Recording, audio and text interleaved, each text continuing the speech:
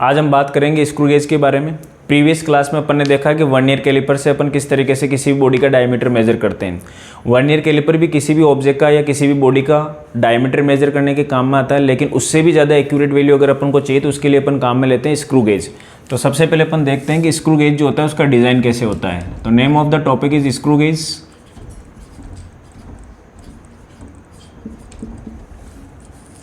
Screw gauge का जो design होता है वो कुछ इस तरीके का होता है। इसमें यू शेप का एक सेगमेंट दिखता है कुछ ऐसा।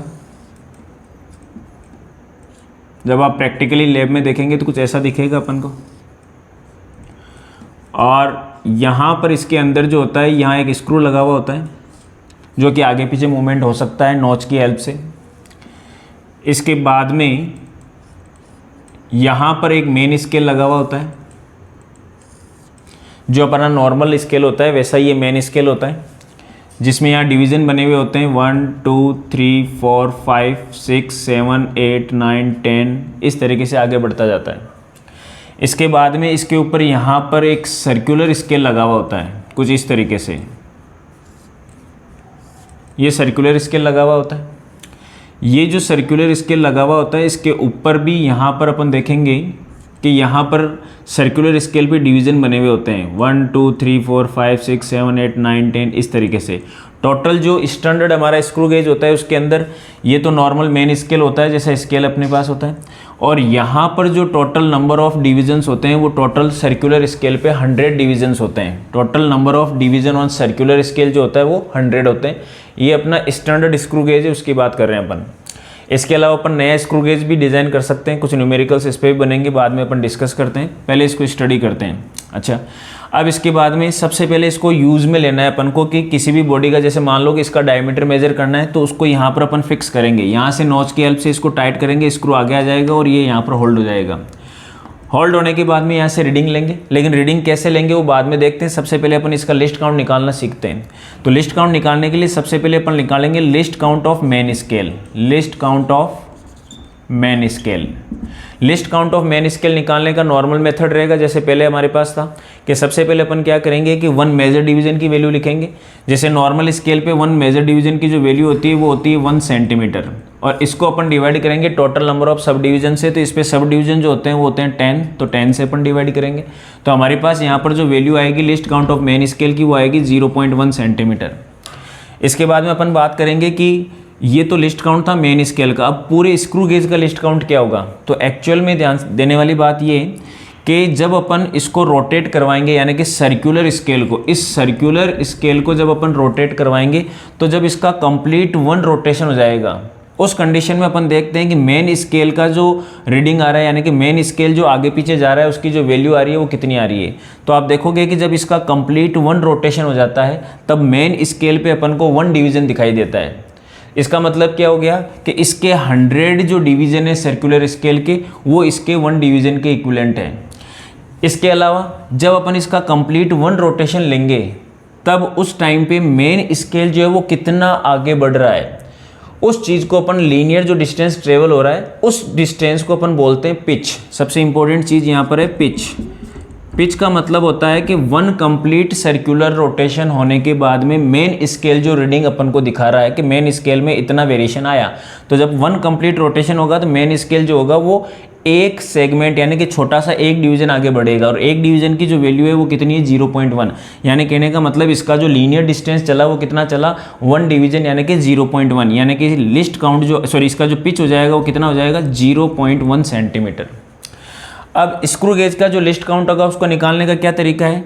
उसका फॉर्मूला होता है ये जो भी हमारे पास पिच आया उसको total number of division of the circular scale से डिवाइड करेंगे। तो सर्कुलर स्केल के टोटल डिवीजन है 100, तो इसको 100 से अपन डिवाइड करेंगे।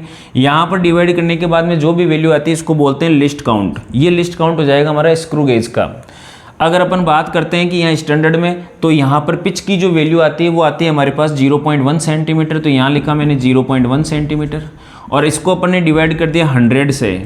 Total number of division of the circular scale, scale से जो सर्कुलर है उसके डिवीजन 100। इससे अगर अपन डिवाइड करेंगे तो हमारे पास यहाँ से वैल्यू निकल के आई 0.001 सेंटीमीटर।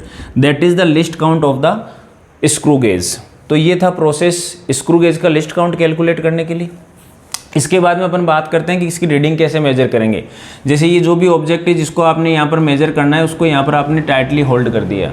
होल्ड करने के बाद में आप यहाँ पर रीडिंग कैलकुलेट करेंगे। तो सबसे पहले अपन मेन स्केल की रीडिंग लेंगे। सबसे पहले अपन ने रीडिंग ली मेन स्केल की। लेट अस सपोज मान लो कि मेन स्केल की रीडिंग आई 1.1 सेंटीमीटर, 1.1 सेंटीमीटर। इसके बाद में अपन देखेंगे कि यहाँ पर सर्कुलर स्केल का कौन सा डिवीज़न जो है यहाँ पर 0 से मैच करवा रहा है, यानी कि सर्कुलर स्केल का कौन सा डिवीज़न जो है यहाँ 0 से क्या कर रहा है, कोइंसाइड कर रहा है।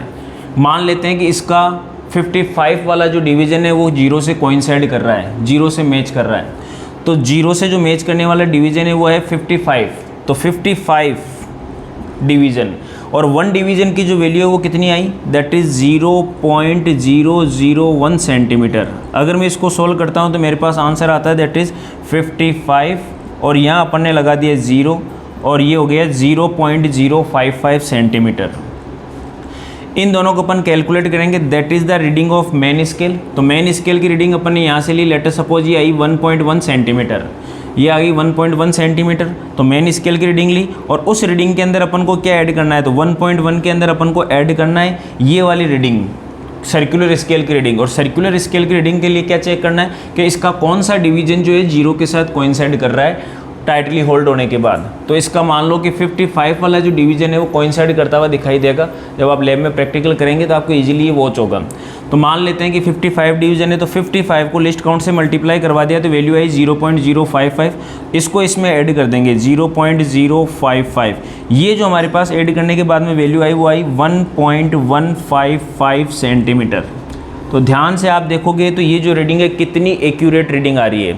हमने देखा कि 1.155 अगर नॉर्मल स्केल से अपन कैलकुलेट करते तो या तो अपन लिखते 1.1 सेंटीमीटर या फिर लिखते 1.2। अगर आप वर्नियर से मेजर करते तो आप क्या लिस्ट उसका लिस्ट काउंट होता है 0.01, यानी कि आप लिख सकते थे 1.12 या फिर 1.21 या इस तरीके से। लेकिन यहाँ पर हमने देखा कि डेसिमल के बाद में 3 डिजिट तक आप मेजर कर पा रहे हो 1.155। ये है स्क्रू गेज, जिससे अपन और ज़्यादा एक्यूरेट वैल्यू कैलकुलेट कर सकते हैं। ये सारा प्रोसेस अपन स्क्रू गेज में देखा। इसके बाद की जो क्लास रहेगी उसके अंदर अपन देखेंगे कि प्रीवियस ईयर नीट के अंदर कौन कौन से क्वेश्चन स्क्रू गेज और वर्नियर कैलिपर से आए। Thank you.